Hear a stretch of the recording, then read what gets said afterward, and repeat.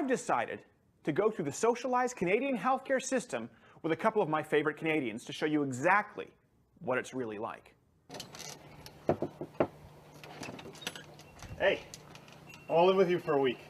What? No. That's Tim, my longtime best friend and a born and raised Canadian. He likes long walks on the beach. Oh my God. And that's John, my other best friend. He just happens to have a Canadian Medicare card as well as a lot of free time on his hands, so he was perfect for the job. Now, it's important to know that this was all done guerrilla style. Unlike other filmmakers armed with full crews and scripts, we wanted to get true, authentic reactions and show you folks what it's really like to get treatment in a socialized healthcare system. So the audio and video might be a bit raw, but you're probably watching this for free anyway. So shut up. All right, first things first. We wanted to head down to the local clinic and see what kind of treatment we'd get there.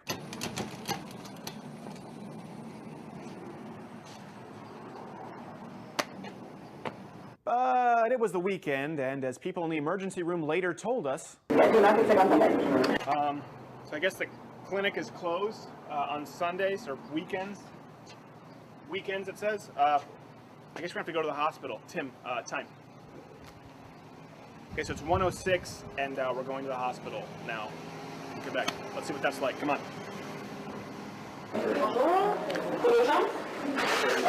Not super urgent, so the clinics are closed.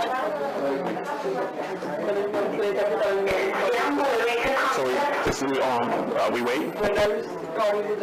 Okay. So we were told to grab a number. Yeah. 770. I don't know how long that'll be. This is what? What did you call this? Triage. A triage? What's so? Okay. This What is does that mean? triage. That means we wait and we get judged by the nurse and we decide how important we are. Excuse me, can you tell us approximately how long the wait's going to be? 2 hours or 10 hours. So between 2 and 10? Oh, she's going to tell us? Okay, thank you. Until finally, we got to see the nurse. English. What's the problem? I hurt my wrist skateboarding. Can you move it? Yeah, but I get numbness just to make sure that nothing is wrong. Nothing is serious. That's all. You want to make sure you have to wait your turn. Yeah, no, I'm not a doctor. I'm just taking the, all the... Sure, yeah. Your relative in? I'm his partner. So let's have waiting today. So which days are usually the shortest or the longest days for waits here? No day. No? All day night. All day and night. It's always long? Yeah. Yeah. Can I have one of those gloves? No. No? Just, I want to do no? Can I have a glove? No. Okay. So no glove. No, no. Thank you.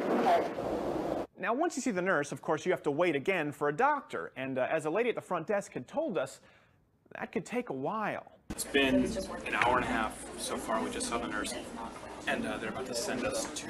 Well, now we're just in another waiting room waiting for the doctor, and they can't give us an idea as to how long the wait's going to be. Between 2 and 10 hours. So now we wait. We'll keep you posted. So we waited. And waited. Until honestly I realized that PJTV doesn't pay me enough.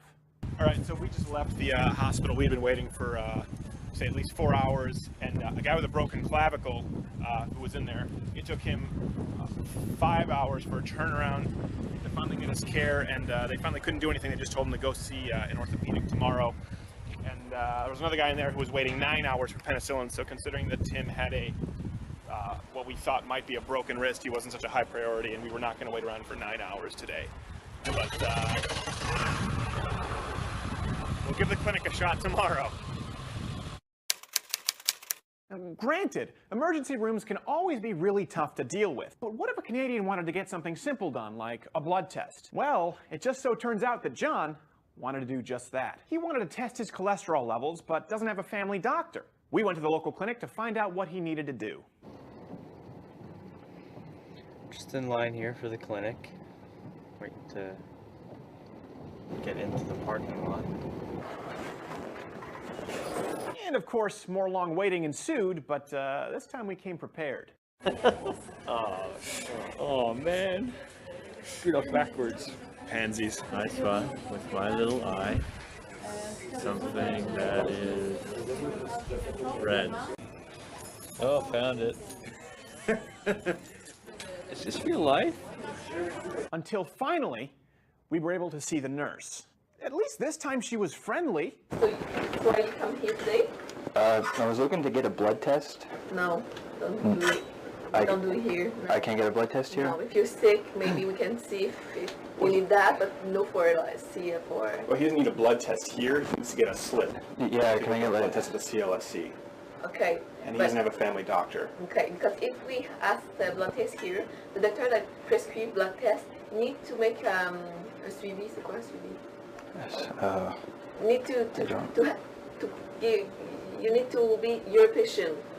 Okay. Right, but it's hard to get a family doctor and he Yes, doesn't I have know. one. But the only thing that you can do is just call in the phone number. No? I did. Okay, and just ask how the clinic if they have family doctor and give your name to the list that they have. I did that like 3 months ago. Yes, but And maybe it's like 2-3 years. 3 years to Yeah, get a doctor? But you're young, so you have the time. Normally, they don't have problem at your age. They suggested I get a family doctor, but that's what I was calling for. And Yes, now you need to wait. So, or you go in the clinic privé. okay. Is there one near here? Yes, That's Yeah. where you have to pay? yes. It's 900 cost for you have a health checkup. Okay. Okay. And with that, $900? yes, 900. Wait, did she just recommend what I think she did? Paying for better health care? What if I went right now to a CLSC and I couldn't just wait? Sure. No? I'm not sure because the doctor that they have there, they have the patient that they need. So They don't want any more patients? you can try, but I don't. And you live where? Greenfield Park. You live in Park. Yeah. So where do you say? Let's see. What's out? There's one in St. Lambert. Okay. Yeah. You can try, but I'm not sure that they do. Okay. Okay. Well, you heard her. We didn't want to wait 2 to 3 years to see a family doctor, so we decided to take our chances at the CLSC. Who knows? Maybe some Canadians get lucky, right? Okay, to see a doctor here is between 9 and 12. Friday that we are closed. Okay. Yeah, it's always Monday to Friday. Oh, skunked again. Looks like we'd have to wait another day. So we managed to fit it in within their ridiculous hours, only to be told... So you haven't had any doctors here for... 3 years ago, Longueuil, Candiac, Brossard, and Hubert, none. Why? Ask the government. The government? No doctors, what, they don't pay, it's not enough money here? I or- don't know, but if you have cash someday, you will have a doctor. I think we're going this way. Some days if you have cash. That's it. Oh, well, I appreciate your honesty. Because we went to the clinic and I waited and I saw the doctor there and she said, well, You see a doctor here. yeah, No, she said, yeah, or everybody see a is family telling you, doctor. Go there, come here, go there. But there's a private clinic. Would you like to pay? Wait, hold up. A government employee recommending a private clinic? So, believe it or not, after all of this, the lady upstairs, as you just saw, referred us to a private clinic. She seems to think that would be a little more efficient than the Canadian government, but as we said, that goes against the rules by which we're playing right now. We want to experience the kind of healthcare that Canadians pay for with their tax dollars. So, the quest continues. You know, maybe we were just the odd ones out. I've got a face with a lot of punch appeal, so maybe people might not be likely to give me the best treatment. So we decided to check with other fellow Canadians to see the kind of treatment they'd received. Ok, merci beaucoup. Premièrement, c'est quoi votre nom? Diane. Diane, ok, Diane. Et c'est quoi votre histoire ici avec votre mère? Je comprends qu'elle avait des problèmes avec sa Elle jambe. avait des problèmes au cœur, elle avait la jambe bloquée à droite. Ils ont passé par la gauche pour la débloquer, mais ils ont bloqué la gauche aussi. Fait qu'ils ont été obligés de couper les deux jambes. Les deux jambes. Les deux jambes. Donc maintenant, elle a plus de jambes. Non. Non, je sais pas, c'est pas si c'est une erreur. Elle aurait dû être opérée il y a 1 an, mais ça n'a pas été fait. Il a entendu, fait que. n'a plus. Ça a pris 1 an pour eux. Ça prend 1 an avant qu'il l'opère. Wow. Fait que là 1 an, peut-être qu'elle aurait une jambe en moins, peut-être, mais pas 2. Wow. Fait que parce qu'elle avait besoin d'attendre, c'est peut-être la raison qu'elle a perdu ses... C'est toujours l'attente, puis regarde, on n'a pas le choix, on passe chacun notre tour. Regarde, en bas, résonance magnétique, là, j'ai vu des gens en résonance magnétique, là, ils peuvent pas avoir les traitements maintenant parce qu'il manque le stuff pour aller dans la machine pour voir. C'est une question de produit, c'est tout. C'est pas une question de sous, c'est le produit qui vient d'ailleurs qu'on n'est pas capable d'avoir. On est en 2009. Là. C'est tragique, puis c'est même plus tragique parce que il y avait des autres options si ça aurait été fait. Il y a 1 an, oui, il y aurait eu d'autres options. Il y a 1 an, oui. Là, maintenant, à la dernière minute, comme ça, il n'y en a pas eu d'autres. On essaye de débloquer, mais ils ont bloqué l'autre. Puis ils ont coupé même la jambe en santé avant la jambe malade. Wow. Avant la jambe santé. Oui, l'avant, la jambe malade. C'est vraiment, c'est comme ça. Puis je pense qu'on n'est pas, je suis pas tout seul dans ce cas-là. Promène-toi là-dedans, puis il y en a beaucoup sûrement. On dit d'acheter l'assurance maladie privatement pour avoir cette opération en moins de temps. Est-ce que vous l'aurez pris? Est-ce que vous l'aurez prendre cette option? Bien, je vais te dire, bien franchement, là, en dernier lieu, là, quand je suis venue ici, si v'là un an, j'aurais su que c'était opérable, puis que ça n'aurait pas arrivé, qu'est-ce qui arrive là, on aurait payé, je pense bien, oui. Okay. Oui, c'est sûr que oui. Parce que moi, j'ai un chien, là, puis je vais faire une prise de sang, là, chez mon vétérinaire, là. Ça prend 15 minutes, ça me coûte 10 tu vas dire, puis j'ai le résultat. Et c'est privé? Oui, bien c'est privé, c'est un vétérinaire. Je serais prête à donner 10 pour une prise de sang, ouais, mon résultat tout de suite, moi. Wow. Ça désengorgerait, là. Un petit dollar, c'est pas grand-chose, là.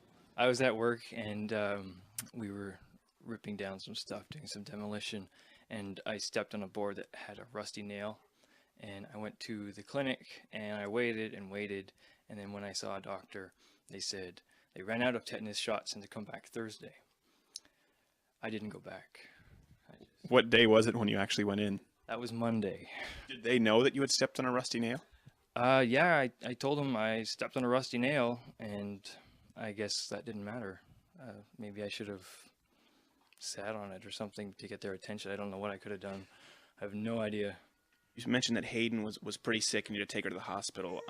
What was wrong with her and what did they do about that? She had a gastro, and normally it lasts 12 hours for babies, but for her it was going on 2 or 3 days. So we were getting worried. She was very lifeless and lethargic. So we took her to a hospital, and we ended up waiting 7 hours before they saw her.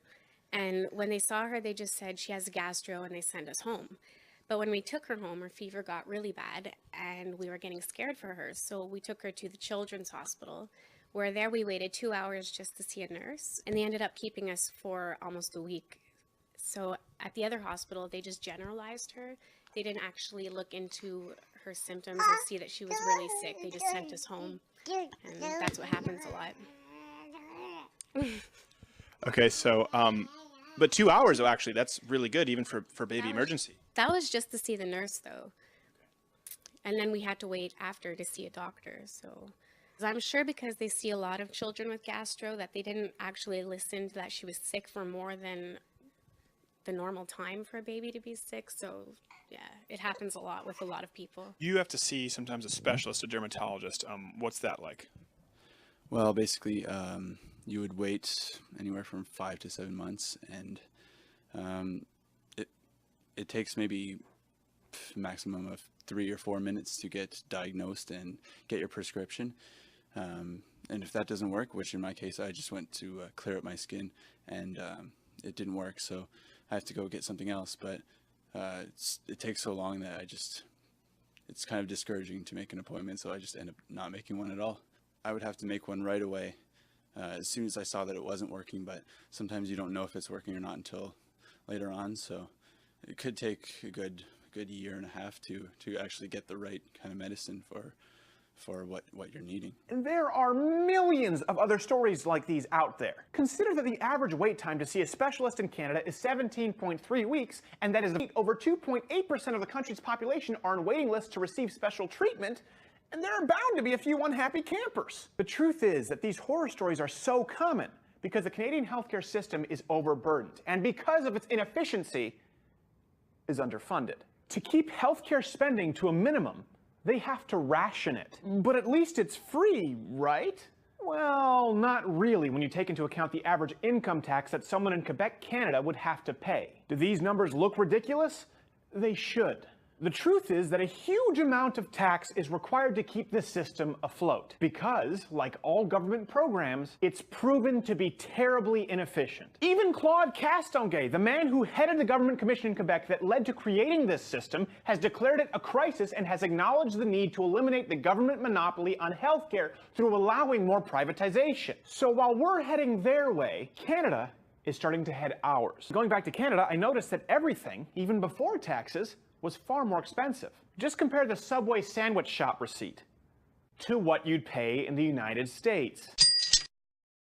The truth is that everything seemed more expensive in Canada. It wasn't uncommon to find things with a 30, 40, or even 50% higher price tag than in the United States. Now, you remember what the nurse at the clinic told us. 900 cost for you have a health checkup. And with all of the income tax and ridiculous sales tax and expensive cost of living, the poor and middle class in Quebec don't have that kind of money to burn. Whereas the average Canadian is going to have to continue to wade through an ever-deteriorating system that they pay for whether they want to or not. If they want privatized healthcare, that would be comparable to an American having to pay for 2 separate private insurance plans. So do you still think moving us in the right direction here? Be sure to let me know what you think below. Now, on the other hand, if you're actually concerned about the state of socialization that's coming our way, be sure to pass this along and take an active role.